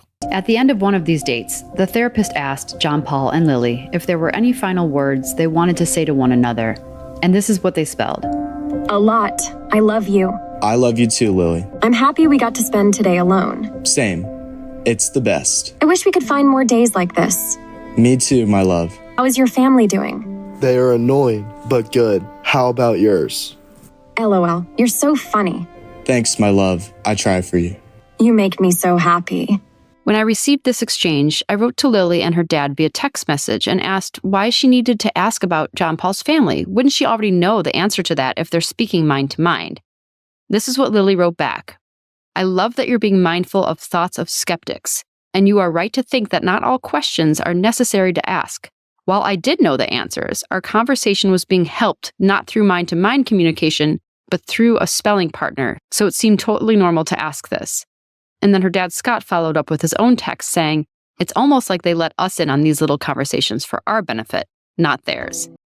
My radar went off when I heard this. Now, Kai's question about why Lily asked John Paul how his family was is a good question if they're telepathic. Why wouldn't she already know the answer? But a good question needs a good answer, and that's not what I heard here. If I had been in Lily's place as someone who thinks a lot about telepathy and how it might work, I'd be inclined to say, well, John Paul hadn't been thinking about how his family was, and we'd been communicating about other stuff, so I didn't know the answer, and I suddenly thought to ask the question at the end when the translator wanted to know if there was anything else we wanted to say. That would have been a good answer to Kai's question. But not everyone thinks about how telepathy may work, at least not as much as I do, and the answer that was attributed to Lily sounds like it came from one of those people, probably Lily's father, who didn't think to question the premise of Kai's question, that Lily should have already known the answer if they're telepathic. I didn't know the answer, so I asked, is a better response to the question than I did know, but it seemed natural to ask the question that I already knew the answer to since we were using a helper. That sounds like a belief-preserving answer made up after the fact rather than a natural answer, especially since spelling requires effort. And if it works, it also requires quite a bit of concentration. So it doesn't make sense to me that you would ask unnecessary questions that you already knew the answer to just because you were using spelling and using a helper. This thus looks to me like a slip-up that reveals that John Paul and Lily may not actually be communicating either telepathically or through spelling. I know there's also one other thing you wanted to point out about a potential problem with the communication method here. What's that? Well, this is not something that would occur to hardened skeptics who reject any possibility of psychic functioning. But if you're open to the possibility of psychic functioning, you have to consider it. So listen to this clip from episode 8. Marianne thinks it's essential for everyone to know about this telepathic and energetic link because influence can occur, and that's dangerous not to tell everybody who's using the process. Because if communication partners aren't aware of this telepathic link or the merging of consciousness or whatever you want to call it, then they won't be able to clear their mind or shield their thoughts to ensure that the speller is only communicating their thoughts. The person can influence the other person, not knowingly, and be totally unaware of it. So this is very important. In other circles like remote viewing, the phenomenon they're describing is known as telepathic overlay. One of the things that remote viewers discovered was that the results they got could be polluted by the thoughts and beliefs of other people involved in what they were doing. Like instead of remotely viewing the actual real-world target, they started reporting back what their monitor or their employer believed about the target. The other person's beliefs were being telepathically laid on top of the perceptions that the remote viewer is getting, and so they developed steps to try to block telepathic overlay. And telepathic overlay has been reported in other fields as well. Well, what this clip is reporting is that telepathic overlay also happens with these children, and people need to know about it so they can try to prevent it. As the episode goes on, they give examples of that. Like one communication partner will sing, "You are my sunshine, my only sunshine," in her head to prevent her thoughts from interfering with what the speller is saying. And another will repeat the word pumpkin over and over in her head to prevent the same thing. But if telepathy exists, then telepathic overlay is a real problem. It could be that even if spelling to communicate does work, it could be the thoughts of someone other than the speller are coming through. In other words, the speller may not be picking up clues for the correct answer through someone holding their hand or through someone moving their letterboard or some verbal cue they're being given, but because they are telepathically picking up what someone wants them to select next. In that case, you'd need to introduce additional protocols to try to control for the possibility of telepathic overlay contributing to the message, just as we heard some of the communication partners have been trying to do, which is commendable. The trajectory of this week's episode is similar to last week's. Last week, we saw a bunch of evidence against facilitated communication and spelling to communicate, but then at the end of the episode, you pulled out reasons for hope. Do you see any hope this time? Sure. As I pointed out last week, there are some spellers who have transitioned to using communication tools like iPads that are in fixed positions and that aren't being held by anyone. Those involve a different and better situation that suggests that at least these spellers may really be communicating, and so people need to look in to the situation of these spellers more closely. In the same way, there may be individuals in the telepathy tapes who are capable of independent communication, like Akil is reported to do, and their situations need to be looked at more closely as well. Though, at least based on Elizabeth Wilde's experience, it sounds like Akil's situation wasn't as promising as it was presented in the telepathy tapes. The fundamental thing is that while presuming competence, we should still do the testing needed to establish that this communication method works, and that while being open to telepathy, we need to do tests that would point to telepathy being the actual explanation, including the telepathy of the speller rather than telepathic overlay. In fact, I'd argue, as I did last episode, that the community involved has a moral responsibility to do the testing. And that doesn't mean that every individual needs to be tested, but some people in the community do need to be tested under proper controls.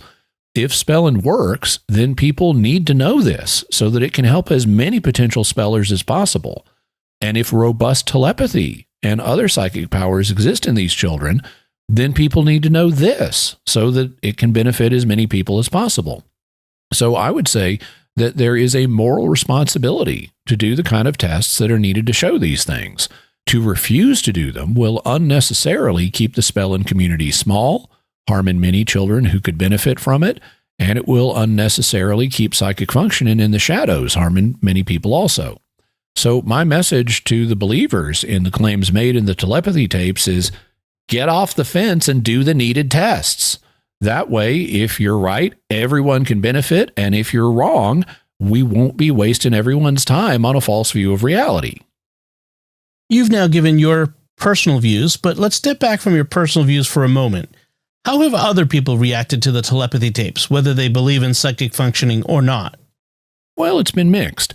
In her article for The New Yorker, Elizabeth Weil notes the reactions of some people who themselves have classically autistic children. She states, "Many in the non-speaker community feel deep gratitude toward Kai Dickens. The care and conviction with which she told their story caused the world to finally see them. Others, however, feel patronized. The telepathy tape steers head-on into the trope of the super cripple, the disabled person whose extraordinary, perhaps magical abilities make them worthwhile. It might disappoint fans of the telepathy tapes to learn that our non-speaking child does not have magic powers," said Josh Reno, an anthropology professor at SUNY Binghamton who has an 18-year-old non-speaking autistic son. "He's just a nice kid who finds ways to communicate with us without the use of words, and that is enough." She also writes, Amy Lutz, a lecturer in the Department of History and Sociology of Science at the University of Pennsylvania, who also has a non-speaking autistic son, is angry about the podcast too. In her book, Chasing the Intact Mind, she critiques the genre of miracle memoirs written by non-speakers or their parents. One common thread in these books: parents don't regard non-speakers' autonomous actions, like Betsy's hitting and scratching, as reliable expressions of the non-speaker's thoughts. Instead, the child's true intent must come through the mouth or hand or brain of the parent.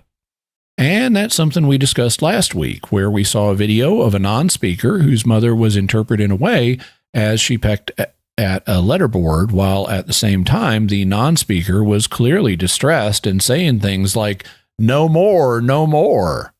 Why should we prioritize what comes through a letterboard and ignore other signals and even clearly heard words that the communicator has given us? There is also one final comment that we should consider, and it comes from Dr. Diane Hennessy Powell, who started Kai's journey in the telepathy tapes. Elizabeth Weil reports, "Listeners may be surprised to learn Diane Powell, the paranormal researcher, is upset with Dickens as well, with her willingness to cast aside inconvenient information, with her slide into spirituality. Powell has also spent the past 3 decades of her career fighting skeptics, who belittle her for claiming telepathy in the autistic population can be understood as what she calls a savant skill. By this, she means the qualities of mind that enabled Daniel Tammet to recite from memory 22,514 digits of pi, could also produce in other autistic people an aptitude that looks like ESP. Yet what troubles Powell most now are not the doubters. It's the newly enthusiastic embrace of telepathy from what she calls the woo world. Among Powell's complaints about Dickens, on the podcast she misrepresented the testing they did together.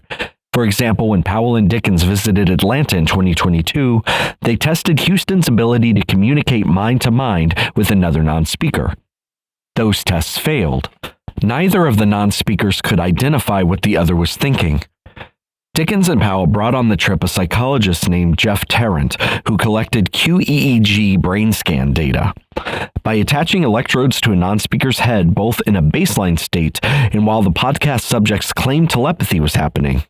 On the podcast, Dickens describes this in miasmic sciencey language. We conducted QEEG tests with the hyperscanner, which provided some fascinating data.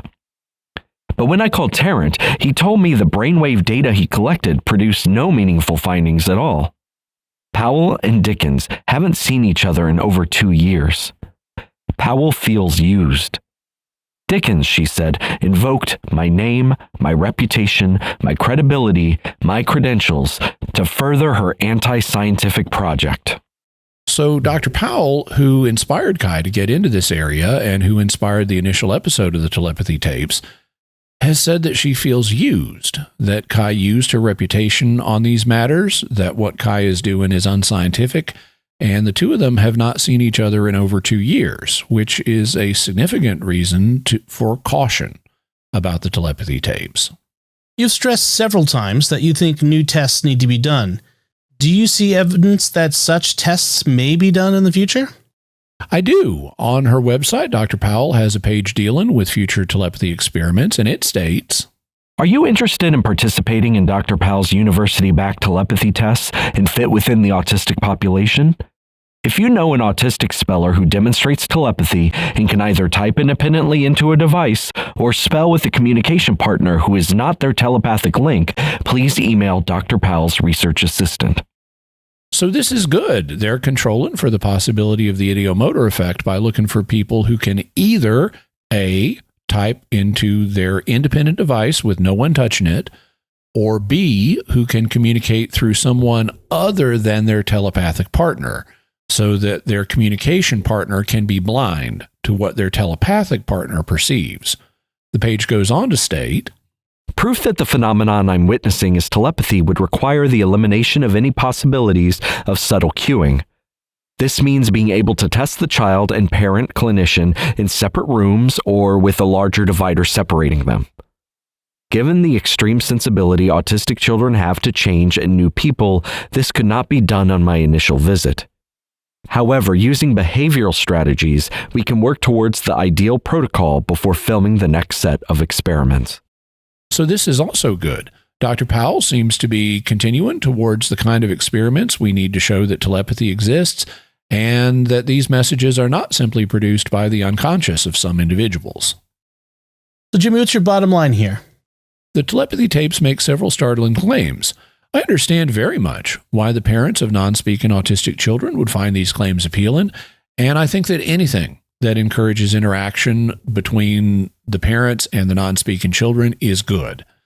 At the same time, we need an accurate understanding of what is happening in these interactions, because if it turns out that the understanding you have is false, it'll cause problems. Thus far, the work that has been done on spelling to communicate has not shown it to be a reliable means of communication.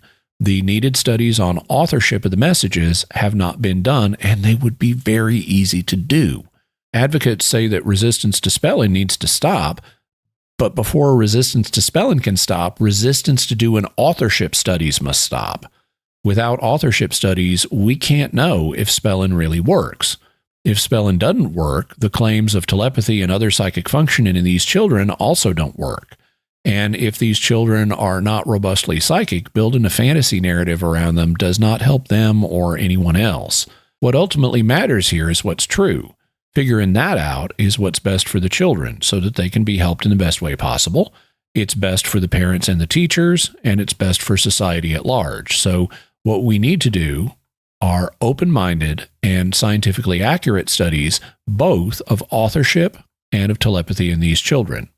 Hopefully, those studies will be done. And Jimmy, what further resources can we offer? We'll have links to Diane Hennessy Powell's book, The ESP Enigma, the Telepathy Tapes website, Kai Dickens' website, Diane Hennessy Powell's biography, Powell's telepathy projects, the story from the New Yorker, also Stuart Weiss's story in the Skeptical Inquirer, information about Edgar Mitchell's ESP experiments on the way to the moon, and an interview with Edgar Mitchell about them. Very good. And so now we turn to our mysterious feedback brought to us by our feedback coordinator, Rob Leonardi. And our feedback this episode is primarily coming from our recent episode on Lost Scriptures, First Esdras. But first, a general question. CJ sent in this via email. I'm a frequent listener of the podcast and a fan of Jimmy Akin's work as a whole. And I've thought of a question about how apologetics relates to psi. I'm a Protestant Christian who has a great deal of interest in apologetics. Does psi weaken the case for Christianity? For example, Could psychic healing explain miracles, precognition explain biblical prophecy, etc.? Curious of your thoughts. Well, thanks for writing in, CJ. And, the question you ask is one that has occurred to me. And I think that we are in a situation that is cognitively different than what was the case in biblical times. In biblical times, it was expected that not only could the true God do extraordinary things, but that there were other spirits in the world that could also do them, like angels and demons and pagan gods and things like that. So you'll notice, for example, when the Exodus occurs, Moses, turns his staff into a snake, and the Egyptian magicians are able to turn their staffs into snakes too. And it's not presented as this is a fake or a trick. They just did the same thing Moses did. But then the superiority of the biblical God is proved when Moses' staff eats up their staffs. Similarly, the New Testament talks about false signs and lying wonders that are being performed by other agencies like pagan gods and demons and stuff. But the superiority of Christianity is proved through through the resurrection of Christ, which is superior to what other agencies are able to do. Well, the effect of psi, whether it's in the form of ESP, which the effect of used to be called prophecy, or whether it's in the form of psychokinesis, the effect of which used to be called miracles, that effect can certainly be produced by God. And there's evidence that's proposed by modern parapsychological studies and also by individuals like St. Gregory the Great and Thomas Aquinas, that it also can be found as part of human nature. But because we're finite as humans, we may be able to do a little bit of this stuff, but we're not going to be able to do what God does with it. He's infinitely powerful. And so even if human nature can do, low-level telepathy or low-level precognition or low-level psychokinesis, and thus, if it's in human nature, people in other religions might be able to do it. And some people, even in Christianity, might be able to do it and mistakenly think, oh, God is doing this. Well, okay, that changes the context of the discussion a little bit, as opposed to a world where only God can do unusual things. But it doesn't disprove Christianity. Christianity still is proved by the extraordinary things that God is capable of that humans are not. No human has by their own power ever risen from the dead in a glorified form. There have been humans whose hearts spontaneously restart. That near-death experiences weren't a totally brand new thing once we developed defibrillation. But nobody has come back in a glorified form where they could then walk through walls and do stuff like that. So I would say that that even though psychic functioning does broaden the context a little bit, what it actually does is return us to a view that is more like the biblical view of apologetics, where yes, other agencies can do some of these things besides God, but God is the original, the best, and the strongest, and that's what proves that Christianity is true. And now the rest of the feedback will be from First Esdras, and Peter sent in this email. If I heard it correctly, at one point during the reading, it made a statement about not carrying the ark anymore, but putting it in the new temple. If that's so, that seems very notable, and you say at this high point is where First Esdras begins. Maybe I'm misunderstanding where in time that action is taking place, but I thought we were in the return from exile here, and I thought that the ark was basically lost when the Babylonian exile began and the temple was destroyed. Though, of course, Maccabees tells us that Jeremiah hides the ark, though one wonders how he transported it as just one man. First Esdras seems like contradictory info on that account. Well, in terms of Jeremiah transporting the ark, he could have always had a team that he was overseeing and not just done it as one man.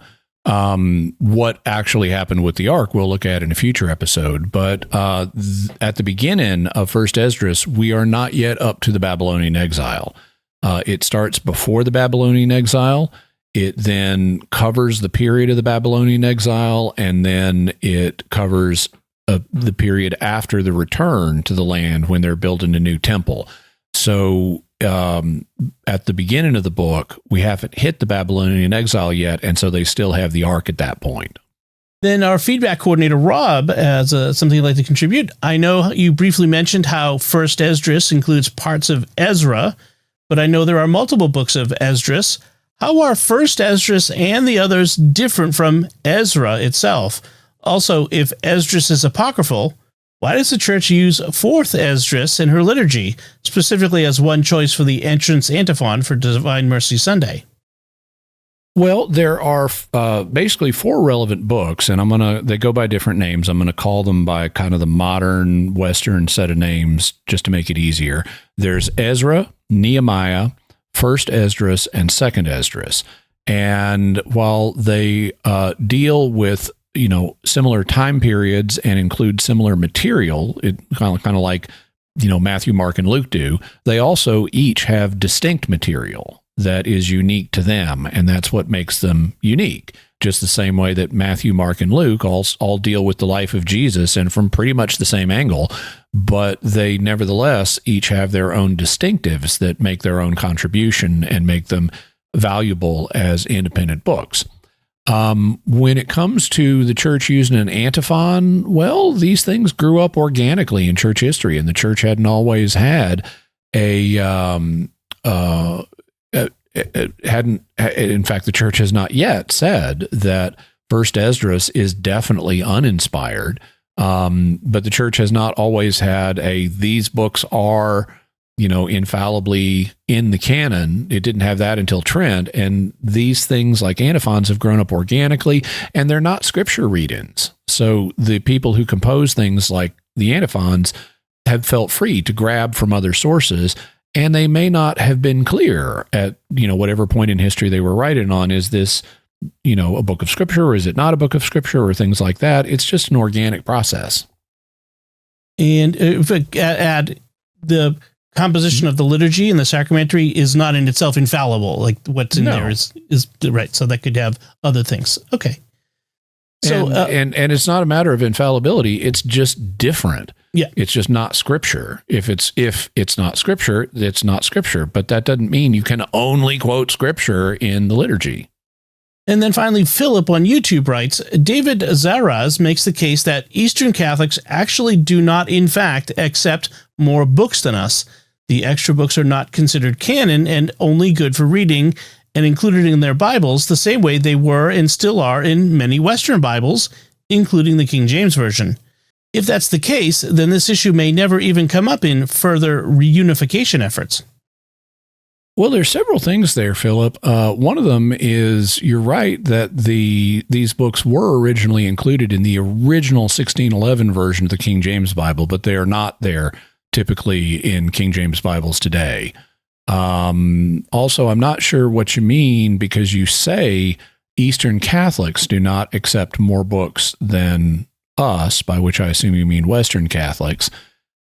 And that's not been in dispute. Nobody claimed the Eastern Catholics that are in union with the Catholic Church have the same canon that Western Catholics do.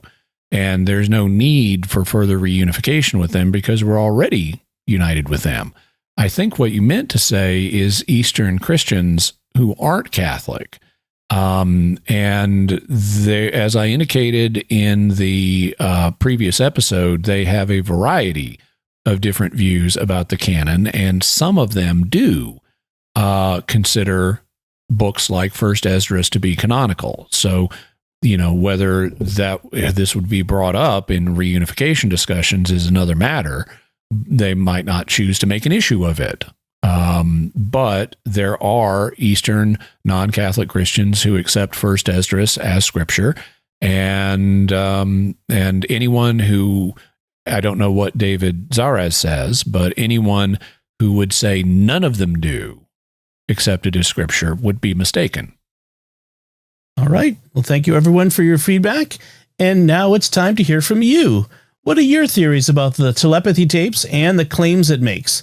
Let us know by visiting sqpn.com or the Jimmy Akin's Mysterious World Facebook page, sending us an email to feedback@mysterious.fm, sending a tweet to @mys_world, visiting the StarQuest Discord community at sqpn.com/discord, or by calling our Mysterious Feedback line at 619-738-4515. That's 619-738-4515.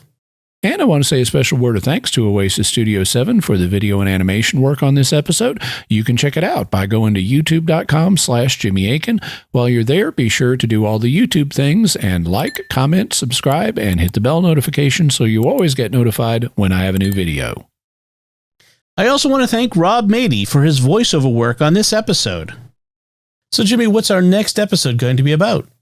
Next week, we're going to be looking at the second most famous equation in science. The most famous, of course, is Einstein's E=mc², but the second most famous is the Drake equation. So we're going to be looking at it and what it may reveal about extraterrestrial life. Folks, be sure to share the podcast with your friends. Write a review in Apple Podcasts or wherever you get your podcasts from. Give us a rating. A nice 5-star rating will help. That helps us grow our community and reach more listeners. Get your very own Mysterious World t-shirt, mug, and more in our merchandise shop at sqpn.com/merch. You'll find links to Jimmy's resources from our discussion on our show notes at mysterious.fm/371. And remember, to help us continue to produce the podcast, please visit sqpn.com/give. Jimmy Akin's Mysterious World is also brought to you in part by The Grady Group, a Catholic company bringing financial clarity to their clients across the United States, using safe money options to produce reasonable rates of return for their clients. Learn more at GradyGroupInc.com. Until next time, Jimmy Akin, thank you for exploring with us our mysterious world. Thanks, Tom. And once again, I'm Dom Bettinelli. Thank you for listening to Jimmy Akin's Mysterious World on StarQuest.